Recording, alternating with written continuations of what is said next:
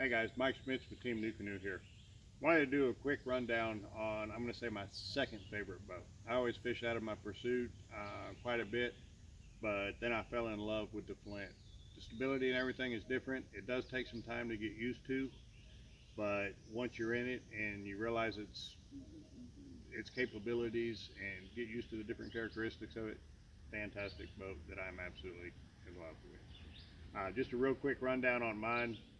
The way that I've got it set up right now is for river fishing. I've got it set up with our NuCanoe Black Pack, which is a little bit lower profile than most that you see. Nice feature on ours is that the lid is hinged, so it stays up. It doesn't fall. You're not constantly fighting with it. You've got plenty of room inside of it for tackle, carry extra rods.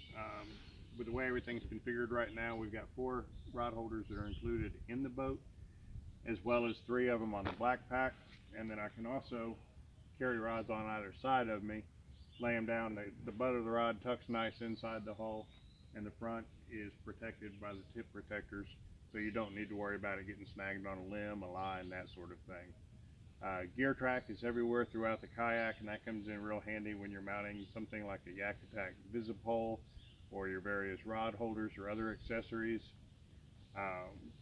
One of the things that is really neat about this boat that seems simple, but is just a huge convenience factor, our handles double as a paddle holder.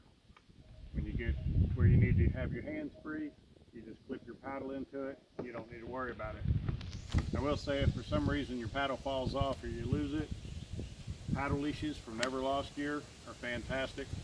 This one's probably about 2 years old, and it looks just as good as the day I put it on the kayak. Real handy to have, a bunch of them available for different gear, tools, paddles, cameras, etc.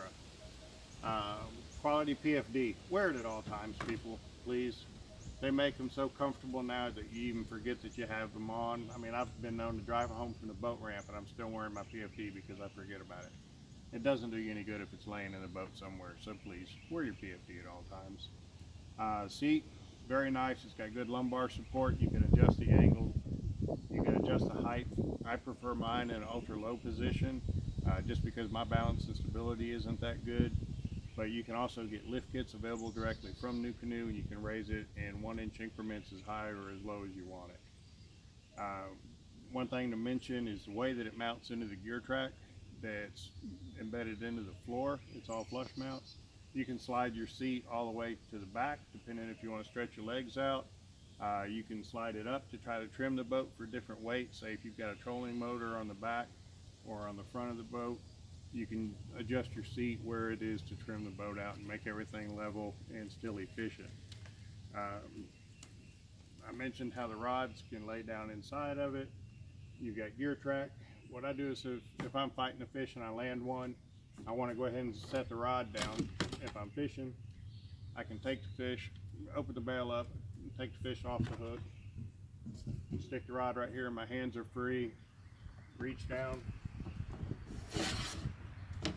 grab my hog trough, lay it right across the deck of the boat, put the fish on it, take my picture, submit it up to Turniax, and I'm on the board. When you're done,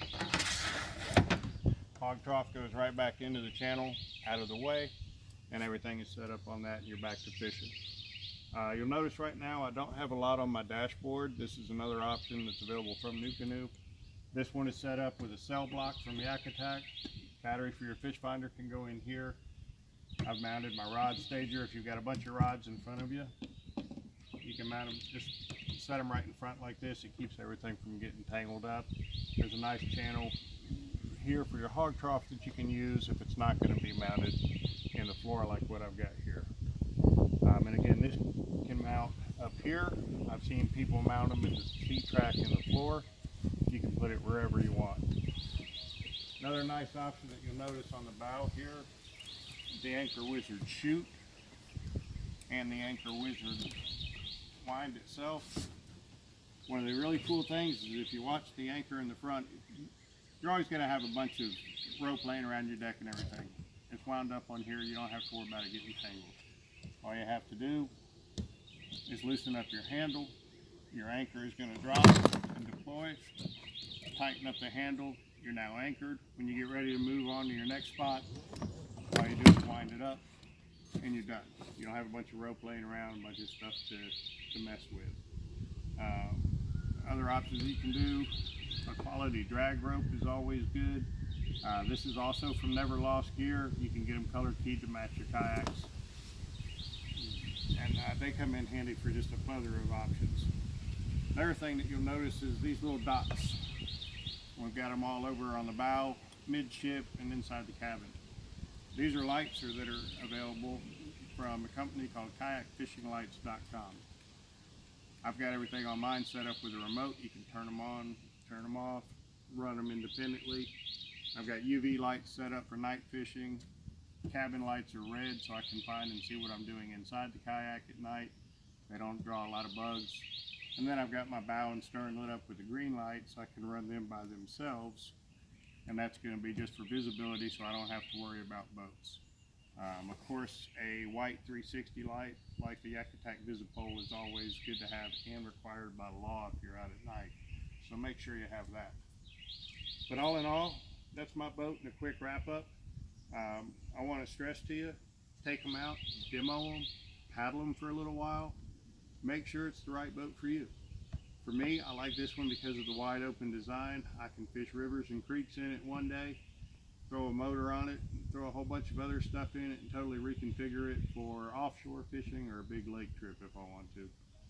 But anyhow, that's the NuCanoe Flint. Anybody would like to try one out, let me know. I'd be happy to let you borrow mine. Thanks for watching.